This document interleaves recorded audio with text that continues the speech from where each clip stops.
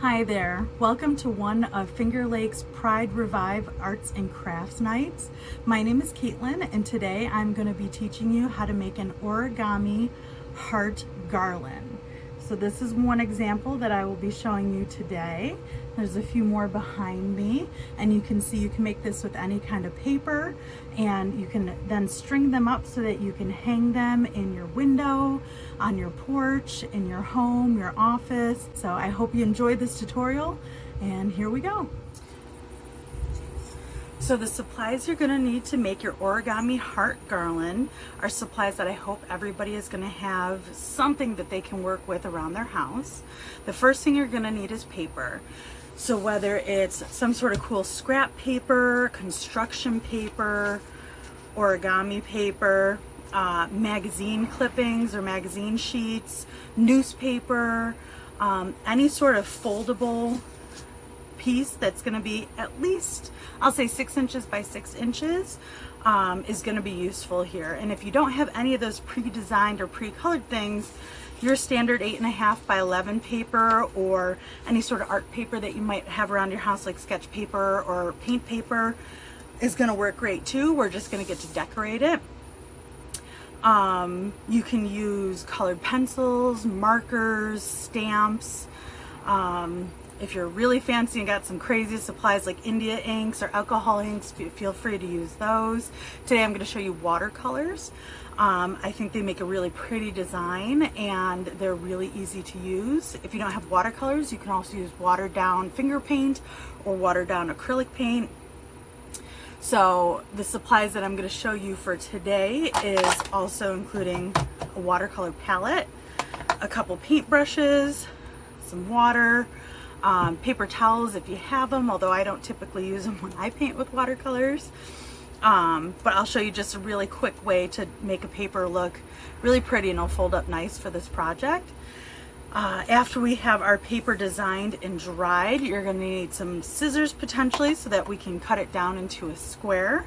And after we finish folding, you're going to need some tape and some sort of string or ribbon, yarn, thread, anything in that family. And you're going to have a beautiful origami heart garland that you can display either in your window, on your porch, in your house, in your office, wherever you feel needs a pop of color and wherever you feel safe showing off your pride. The great thing about these hearts is that they can be used for other things as well. So I really hope to see people using these hearts in other creative ways that I haven't thought of. So the first step is going to be to make our creative paper. If you have colored paper, scrapbook paper, construction paper, you can of course use that. But if not, one of the easiest and cheapest ways to make cool paper for folding is with random supplies you have at home. So I happen to have this watercolor set, but you can use markers, colored pencils, magazine pages, whatever you have on hand.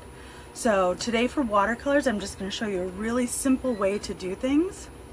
You're going to start by getting your brush nice and wet, and then you're going to pick whatever color strikes your fancy. So I'm going to go with this pretty kind of periwinkle color. And for abstract watercolor paper, I'm just going to first kind of cover the whole paper with a light layer of my color. And what this is going to do is allow other colors that we add to spread around and make like a really pretty tie-dye watercolor effect, which I think is a super effective, a super pretty pattern or design to create when you're going to fold up the paper and lose any specific picture anyway. So if you wanted to draw something fancy, you totally could, but it might disappear as you fold it. So once you've covered the whole thing in a little bit of color, that's when we can start splashing on our other colors. So you'll get your brush wet again, but this time you want to kind of squeeze off some of the water, and then you pick your next color. So I'm going to go with this nice indigo blue, and I'm just going to splash some around on the paper. I like to start on the outside edges and start working almost a circle, but you can do however you want. You could do lines, stripes, spots. There's no right or wrong. Then I think I'm going to take a color that really doesn't, isn't in the blue family and kind of contrasts all this. Maybe this pretty pink. I'm going to put some more of that in there, and you'll see it starts mixing with the periwinkle and the blue that I already put down, and it almost makes this pretty purpley color. So I'll put some of that in, and then again squeezing off some of the water, get a little bit more, and this time I'll put it out on the edges. And I want to get all the way out to the edges because when we start folding, we might need those. They might show. So I'm going to kind of make a little bit of a mess here, but that's okay.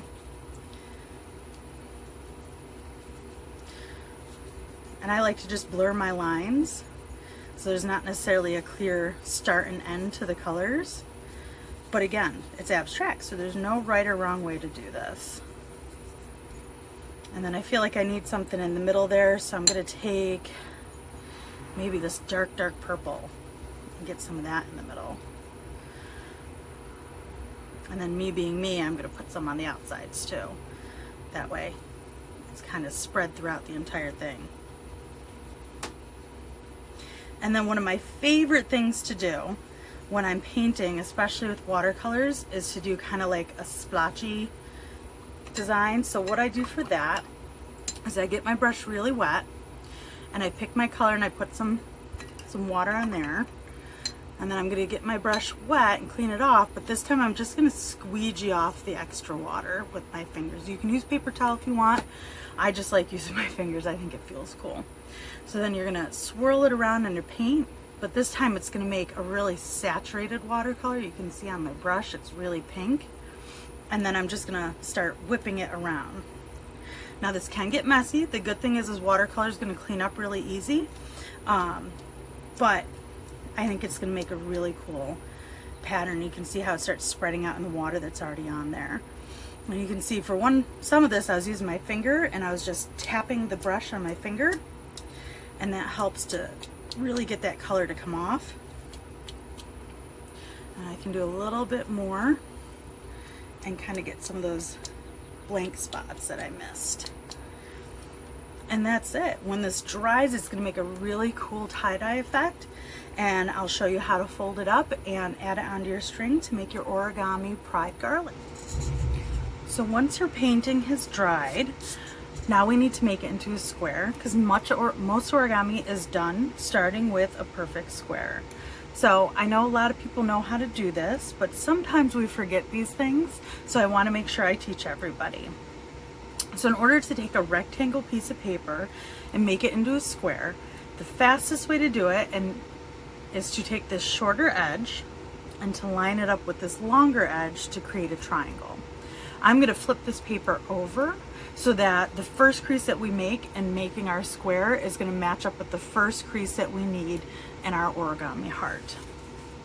So I'm going to flip this over, and I'm going to take the short edge of the paper and I'm going to line it up with the long edge of the paper, with this being a point. And you'll see as we start to do that, you're going to have this extra panel here, and that's okay. That's what we're looking to remove. So you want to line it up, be as precise as possible, but if it's not perfect, don't stress. It's still going to come out great. And I'm going to push this down, and I'm going to crease it real good. And then I'm going to have this little flap right here. And when we cut off this flap, what we're going to be left with over here is this nice square. So you have a couple options for doing this. One is you can fold the paper over and just tear it along that line. If you're using thicker paper, like I used for our watercolor paper, it's usually easier to just cut it. And you can draw a line with a pencil and then open it up and cut it. Or what I tend to do is just cut along the edge while it's creased.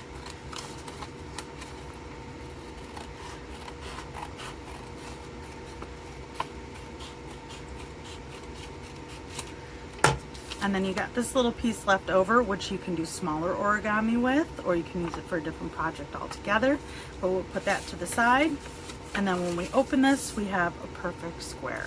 Now, in order to make our origami heart, we're going to follow a few simple instructions that'll take this plain square sheet of paper and turn it into something extra beautiful. So the first step is to flip this over so that your unpatterned side is facing up. If you have paper that's the same color on both sides, you don't have to worry about that.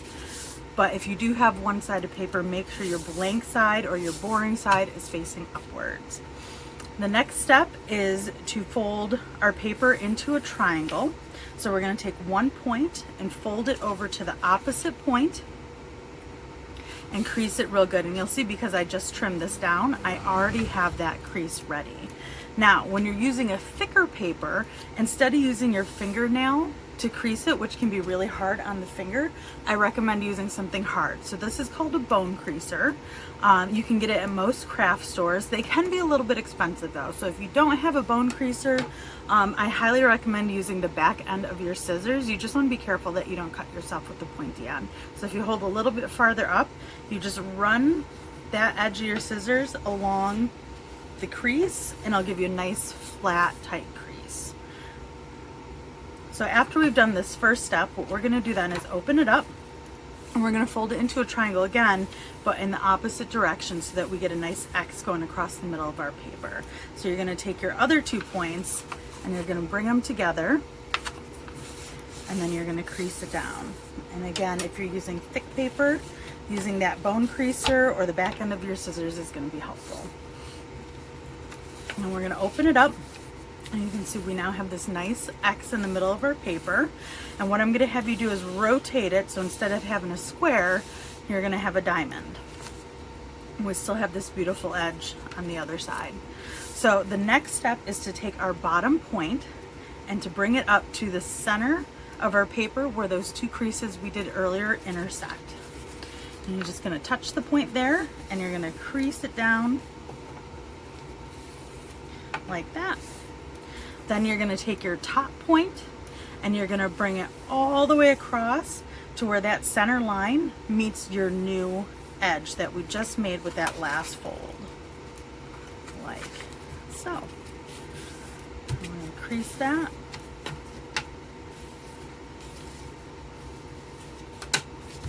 So now what you want is for this longer edge compared to this one, this longer edge to be facing towards you.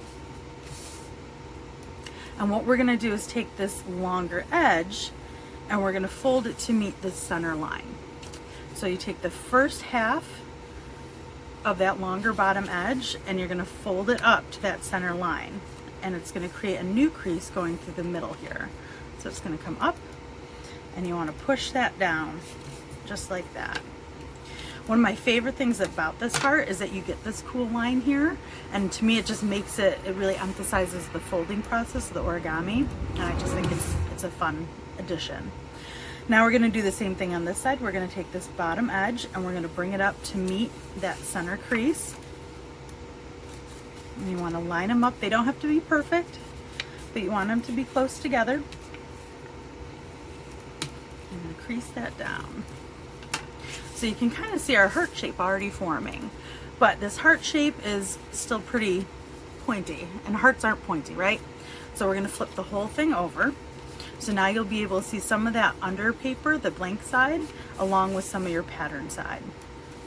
So the first step to round out our heart is we're going to take this, we're going to take this short little edge where the color is, and we're going to fold it in and line it up with this edge where the color stops.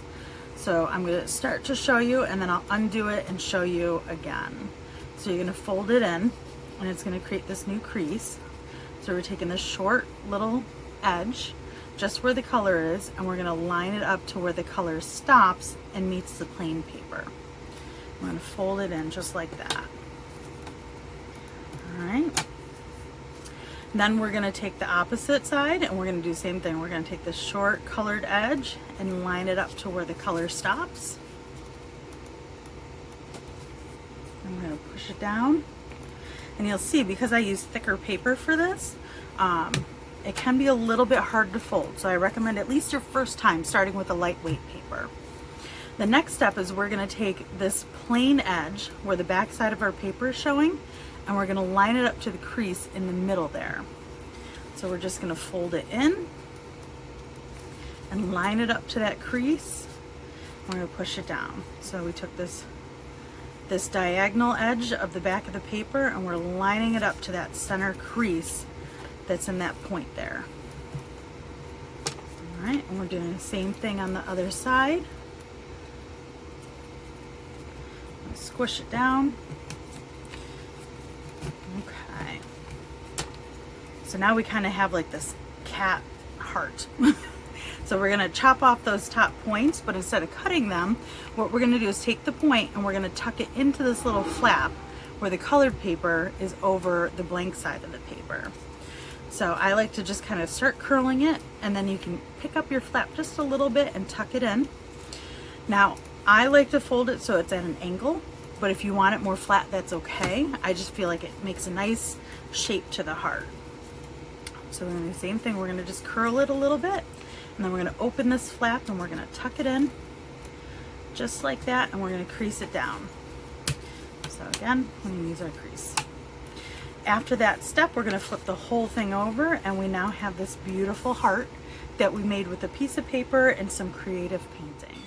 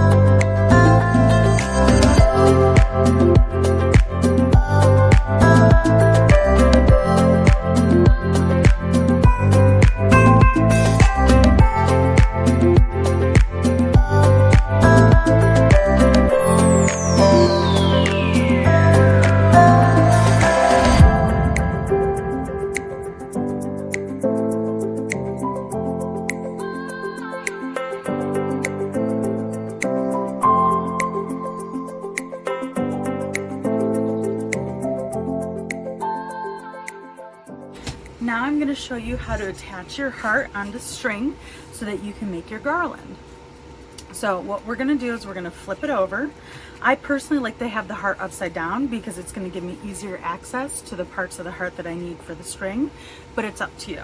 So you're going to flip it over, and we're going to untuck the last fold that we did when we were making these. So we're going to untuck that little flap, and then we're going to take our string or our ribbon, and we're just going to place it where that crease ends. Just going to stick it right there, and then we're going to retuck our flaps like so, and with that you're all done. It was really easy to make into a garland, right?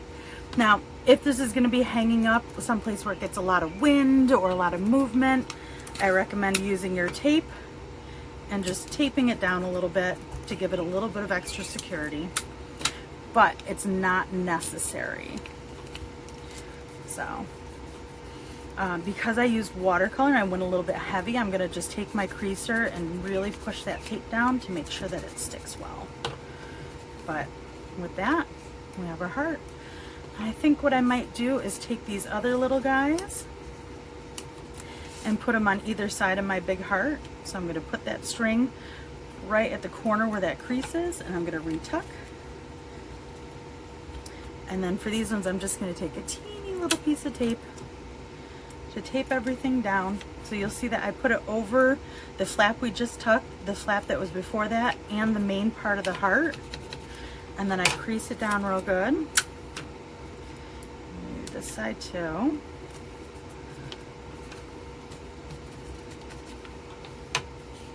And I'm going to slide the whole thing over, and I'm going to untuck,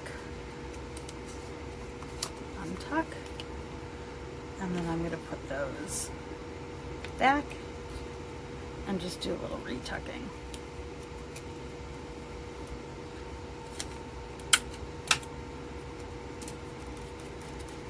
I'm just going to tape those down And that's it. Now I can flip the whole thing over. And then the wonderful thing about doing it like this is you can adjust the distance between your hearts if you don't like where they originally started off. And you have a beautiful garland that you can hang up. One thing I might do is take that little scrap piece that I had before and turn it into smaller hearts to then put on either side of my medium-sized hearts.